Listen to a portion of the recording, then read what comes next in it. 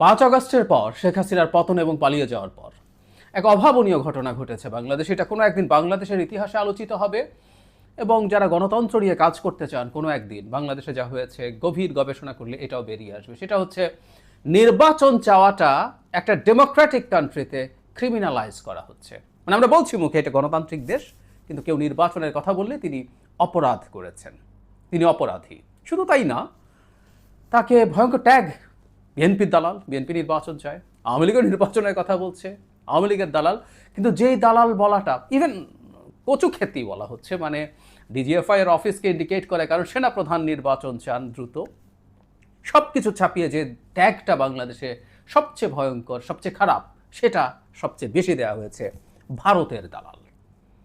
ইয়াস, ভারত তার বিভিন্ন ব্রিফিংয়ে বাংলাদেশের নির্বাচনের কথা বলেছে, নির্বাচিত সরকারের সাথে তার সুসম্পর্ক তৈরি হবে বলেছে, এবং তারা অবশ্য একটা কথা যোগ করেছে যেটা বাংলাদেশে অন্তত আমরা ওভাবে কখনো বলিনি, ইনক্লুসিভ। মানে আওয়ামী লীগকে ইন্ডিকেট করে একটা ইনক্লুসিভ নির্বাচনের কথা বলেছে। যে ভারত নির্বাচন চায়, সুতরাং ভারত যেহেতু নির্বাচন চায়, এই দেশে যে নির্বাচন চায় সে ভারতের পারপাস সার্ভ করে, সে ভারতের এজেন্ডা সার্ভ করে, সে ভারতের দালাল। খুব সহজ অঙ্ক, অঙ্কটা মোটেও কঠিন না। ওই যে রবীন্দ্রনাথের দাঁড়িয়ে আছে, ছাগলেরও দাঁড়িয়ে আছে, ছাগল রবীন্দ্রনাথ। গরু ঘাস খায়, আমরা গরু খাই, আমরা ঘাস খাই, এসব ছোটোবেলা ফান করতাম, খানিকটা ওরকমই লাগে। যাই হোক, দেয়ার ইজ এ ফ্যাক্টরি, এই ধরনের গুজব, এই ধরনের ট্যাগ দেওয়ার, কাকে কাকে দেওয়া যাবে, কেন যাবে, সেখানে আবার অনেকে সেই ফ্যাক্টরি থেকে সেই প্রডিউসড জিনিসটা এনে সমানে ব্যবহার করেছেন। তার মানে যাই হোক, আমরা এখন যে জায়গাটায় আসছি, এই প্রশ্নটা করতে চাই, এটা নিয়ে আলোচনা করতে চাই। তার মানে বাংলাদেশে যদি ফেব্রুয়ারিতে নির্বাচন হয় সব ঠিকঠাক থাকলে, এটা তো ভারতের ষড়যন্ত্রের নির্বাচন নিশ্চয়ই, কারণ ভারত ষড়যন্ত্র করে নির্বাচন করাতে চায়। বিএনপির সাথে তার ডিল হয়েছে, বিএনপি ক্ষমতায় এসে দেশকে আবার ভারতের কাছে বেচে দিবে, শেখ হাসিনা যেমন দিয়েছিল, বা পারলে আরও বেশি দিবে, তাই তো? এবং একজন সেনাপ্রধান আছেন যিনিও মারাত্মক ভারতের দালাল, তারা মিলে দেশটাকে বেচার বন্দোবস্ত করছেন, তাই তো? তাহলে এই ষড়যন্ত্রের নির্বাচন কি দেশপ্রেমিকদের, সোকল দেশপ্রেমিকদের ঠেকানোর চেষ্টা করা উচিত না? কি বলবো আমরা? এই আলাপ তো করতে হবে।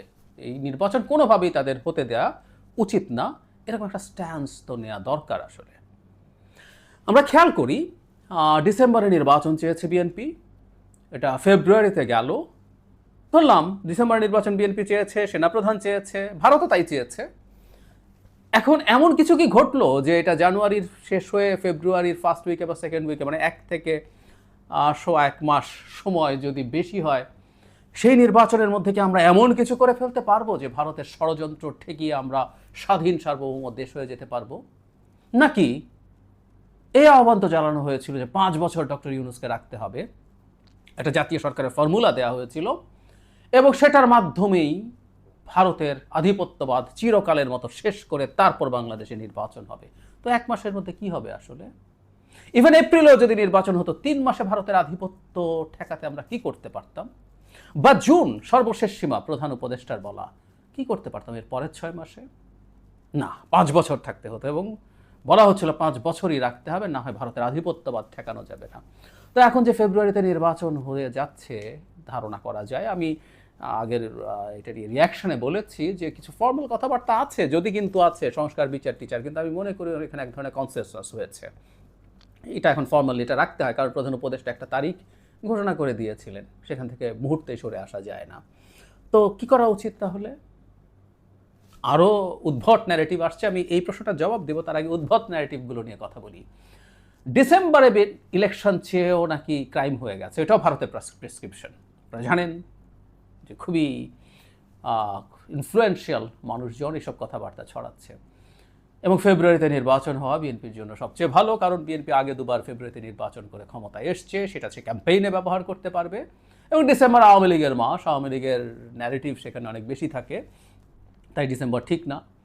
আচ্ছা, আমি একটা জিনিস একটু জানতে চাই, আপনাদের যদি কারো আগ্রহ থাকে, গালিগালাজ তো করবেনই অনেকে, তার বাইরে যদি কারো আগ্রহ থাকে আমাকে একটু জানাবেন। মানে ফেব্রুয়ারিতে বিএনপি আগে 2বার জিতেছে, সেটাকে তার জেতার নতুন মাস হিসাবে, তার জেতার মাস হিসাবে সে ব্যবহার করে ইলেকশনে জিতবে। আর ডিসেম্বরে হলে মানে বাংলাদেশে আগামী নির্বাচনটা কি আদতে কোনোভাবে কোনো রকম কোনো প্রতিদ্বন্দ্বিতার সুযোগ আছে যে বিএনপিকে এত মেটিকুলাস প্ল্যান করতে হবে? এটা আমাদের জন্য দুর্ভাগ্যজনক, এটা কিন্তু সত্য। আমি এটা প্রায় বলি যে আমাদের কপাল খারাপ আসলে, যে আমাদের সামনে অন্তত 2টো নির্বাচন, এটা তো বটেই, পরেরটাতেও বিএনপি খুবই ফেয়ার অ্যাকসেপ্টেবল নির্বাচনে জিতে যাবে। পরের বার সিট খানিকটা কমবে, কিন্তু জিতে যাবে। একটা কার্যকর শক্তিশালী বিরোধী দল যদি না থাকে, তার চ্যালেঞ্জ যদি সামনে না থাকে, ডেমোক্রেটিক প্রসেস, বিশেষ করে এই বাই পার্টিজান যে ডেমোক্রেটিক প্রসেস, এটা ঠিক মতো কাজ করে। এটা আমাদের কপাল খারাপ, আমি মানি। কিন্তু এই নির্বাচনে বিএনপি ফেব্রুয়ারিতে না হয়ে ডিসেম্বরে হলে, মানে হলো এই 1 মাস আগে পরে হলে, বিশেষ করে ডিসেম্বর যেহেতু আওয়ামী লীগের মাস, তাতে বিএনপির মহাক্ষতি হয়ে যেত। কি মনে হয় আমাদের, মানে আমাদের বিএনপির এই মুহূর্তে কম্পিটিটরকে জামায়াতে ইসলামী ধরে নিচ্ছি আমরা। জাতীয় পার্টি নির্বাচনে আসতে পারবে কিনা জানি না, আমি আপনাদেরকে এটা নিয়ে বহুবার বলেছি, এটা নিয়ে আলাদা ভিডিও করেছি। জাতীয় পার্টিকে নিষিদ্ধ করার একটা পরিকল্পনা হবে, যাতে তারা মাঠে বিচরণ করতে পারে। তারপর আমরা জামায়াত ইসলামী যদি ধরি, জামায়াত ইসলামী 20 সিটের বেশি পাবে বলে আমার মনে হয় না, সর্বোচ্চ টেনে টুনে। আমরা তর্কের খাতিরে জামায়াত 50 সিট পেল, জামায়াতের সম্মত 50 সিট পাওয়ার খোয়াব দেখে না। তো 50 সিটও যদি পায়, তারপরও বিএনপির সামনে তারা কোনো শক্তি যে তার সামনে তাকে হিসাব করতে হবে আমি এই মাসে না ওই মাসে যাব, খুবই হাস্যকর। বরং আমি মনে করি আওয়ামী লীগের অবর্তমানে ডিসেম্বরে বিএনপির জন্য অনেক প্রাসঙ্গিক মাস। জিয়াউর রহমান স্বাধীনতার ঘোষক, অত্যন্ত বড় বীর মুক্তিযোদ্ধা, সেক্টর কমান্ডার, জেড ফোর্সের কমান্ডার। তো বিএনপির তো বিরাট সব ন্যারেটিভ আছে মুক্তিযুদ্ধের, সে সেটা ব্যবহার করতে চাইতেই পারে। এই ন্যারেটিভ আওয়ামী লীগের মতো সকল চেতনা ব্যবসা না, বিএনপি তার মতো করে মুক্তিযুদ্ধের ন্যারেটিভ ব্যবহার করে নির্বাচনে ব্যবহার করতে পারে। আসলে ঘটনাটা কি? আসলে ঘটনাটা আমরা অনেকেই ধরতে পারি। ডিসেম্বরে বিএনপির সুবিধা অসুবিধা আসলে ম্যাটার করে না, কিন্তু ডিসেম্বরে ডিজাস্টার হয় জামায়াতে ইসলামীর। 71 সালে মারাত্মক সব যুদ্ধাপরাধ এবং মানবতা বিরোধী অপরাধ যেগুলো হয়েছে, সেগুলোর সাথে সরাসরি জড়িত থাকার শক্ত অভিযোগ তো আছেই। কমপক্ষে যে পাকিস্তান মিলিটারি কাজগুলো করেছে তার প্রতি পলিটিক্যাল এবং নৈতিক সমর্থন দেওয়ার অভিযোগ তো আছেই। এগুলো ভুল না, এগুলো অপরাধ। তো ডিসেম্বরে নির্বাচন হলে জামায়াত যদি 20 সিট পাওয়ার কথা, সেটা 10-এ নেমে আসতে পারে। সুতরাং ডিসেম্বরে নির্বাচন হওয়া যাবে না, এটা বিএনপির স্বার্থে না, এটা আসলে জামায়াতের স্বার্থে। কথা হলো একটু ঘুরিয়ে বলা, কিন্তু ব্যাপারটা আসলে তাই। যে কেউ, আবারও বলছি, এই ফেব্রুয়ারিতে তার এই ক্যাম্পেইনের মিটিকুলাস প্ল্যান করতে হবে, ওই করতে হবে, সেই করতে হবে, বাংলাদেশ সেই জায়গায়, সেই নির্বাচন সেই জায়গায় আছে? No way, no way. এখন নানান রকম কথাবার্তা দেখা যায়, দেখছি আমরা অনেকে এতদিন পর্যন্ত যারা নির্বাচন নিয়ে কথা বলেছেন তাদেরকে যে ভয়ঙ্কর রকম ট্যাগ দিয়েছেন, অভিযোগ করেছেন, আক্রমণ করেছেন, এখন আবার পাল্টে যাচ্ছেন, অনেকে অবস্থান পাল্টে ফেলছেন। আমরা কি এটা বলতে পারি না, নির্বাচন যেহেতু ভারতের ষড়যন্ত্র, হতেই পারে সরকার বিএনপি এখন একত্র হচ্ছে, শেষ পর্যন্ত তো লড়াই চালিয়ে যাওয়া উচিত এই নির্বাচন ঠেকানোর জন্য, আহ্বান জানিয়ে যাওয়া উচিত। শেখ হাসিনার বিরুদ্ধে দীর্ঘ সময় লড়াই করেছি, অনেক দীর্ঘ সময়, প্রায় বলি 11 সাল থেকে ব্লগে লিখি। তখন 15 সংশোধনী করে যখন তত্ত্বাবধায়ক সরকার বাতিল করে দিল, তখন অল আউট নেমে গেছে। এর আগেও সরকারের সমালোচনা করেছি, কিন্তু ওই সময় অল আউট, যে ও শয়তানি করতে যাচ্ছে, ও নির্বাচন ম্যানিপুলেট করতে যাচ্ছে। অনেকেই কথা বলতো না, কথা বলে গেছি, যেটাকে সঠিক মনে করেছি বলে গেছি। বিচার বহির্ভূত হত্যাকাণ্ডের কি অবিশ্বাস্য জনপ্রিয়তা, ব্লগে লিখি তখন, বিরাগ ভাজন হয়েছে, গালি খেয়েছি, লিখে গেছি। আজকে বাংলাদেশের পরিবর্তন হয়েছে, আজকে বহু মানুষ এটার বিরুদ্ধে দাঁড়ান, কিন্তু তীব্র গালিগালাজ এবং কটাক্ষর মুখোমুখি হয়েও ক্রমাগত এই এক্সট্রা জুডিশিয়াল কিলিংয়ের বিরুদ্ধে লিখেছি। সো লড়াই যদি জেনুইন হয়, লড়াই একা হলেও একা চালিয়ে যাওয়াই উচিত। কারণ এটা তো সত্য, ভারত বাংলাদেশকে আবার হাসিনার কাছ থেকে যেভাবে কিনে ফেলেছিল, হাসিনাকে যেভাবে দাসী বানিয়ে ফেলেছিল, আরেকটা নির্বাচনের মাধ্যমে বিএনপি জনাব তারেক রহমানকে দাস বানিয়ে ভারত আবার বাংলাদেশকে কবজা করে ফেলবে, করদ রাজ্য বানাবে, কলোনি বানাবে, এটা তো ঠেকানো উচিত অ্যাট এনি কস্ট। সর্বশক্তি দিয়ে তাদের নামা উচিত, বা যতটুকু সাধ্য আছে সে আহ্বান জানানো উচিত, ইজন্ট ইট? তারা কি করবেন? সেটা করে অন্তত রেজিস্টার করে রাখা দরকার তাদের, যে তারা বা আপনারা যারাও মনে করেছেন সবসময় যে এটাই সঠিক, আপনার সেই সঠিক কাজটা তো করতে চাওয়া উচিত। আর যদি সেটা নাও হয়, এই একটা বোধ অন্তত, এই একটা জিনিস অন্তত আপনারা যারা মনে করেছেন যে আপনারা ভুল করেছেন, ভুল করেছেন। আমি বহুবার একটা কথা বলার চেষ্টা করেছি, হ্যাঁ ভারত চেয়েছে, ভারতের এক ধরনের চিন্তা আছে, চাওয়া আছে, সেটার ব্যাখ্যা তারা জানে, তারা দেয়ও। তারা মনে করে যে এই সরকারের সাথে তাদের সম্পর্ক অনেক বেশি খারাপ হয়ে গেছে, এই সরকারের অনেকগুলো পাওয়ার সেন্টার আছে, তারা ঠিকঠাক মতো নেগোশিয়েট করতে পারেন না বলে তারা বলেন।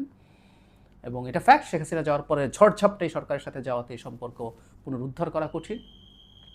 আমি মনে করি পরবর্তী সরকারের সাথে ভারতের সাথে একটা ওয়ার্কিং রিলেশন তৈরি করতে হবে। ভারতের সাথে শত্রুতা করা যাবে না, তবে সেই ওয়ার্কিং রিলেশনটা হতে হবে আত্মমর্যাদার ভিত্তিতে। এবং আমি বিশ্বাস করি বাংলাদেশে কোনো সরকার আসলে আর ক্ষমতায় থাকতে পারবে না, প্রায় বলি কথাটা, ভারতের সাথে যদি তার আত্মমর্যাদার সম্পর্ক বিসর্জন, এটা বিএনপি দিলে বিএনপিকে মাসুল দিতে হবে।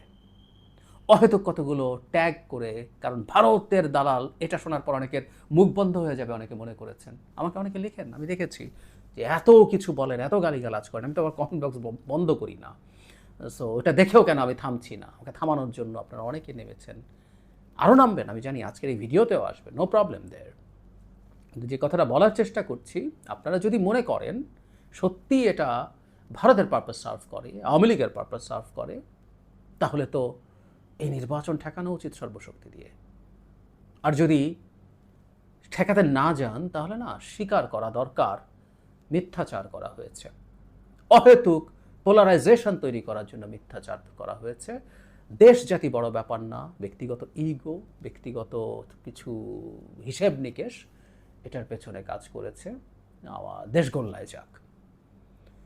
বটম লাইন, আমি আগে অনেকবার বলেছি, দীর্ঘদিন থেকে বলছি, দীর্ঘদিন থেকে লিখছি, একটা অ্যাকসেপ্টেবল পার্টিসিপেটরি ইলেকশন দেশ পাল্টায়। যথেষ্ট এম্পেরিক্যাল এভিডেন্স আছে এটার পেছনে, এটার পক্ষে, এবং ওভাবেই দেশ পাল্টায়। আসলে কেউ বলছেন 3 মাস পরে কি হবে, সংস্কার লিখে ফেললে হয়ে যাবে, না, হয় না, সত্যিই হয় না।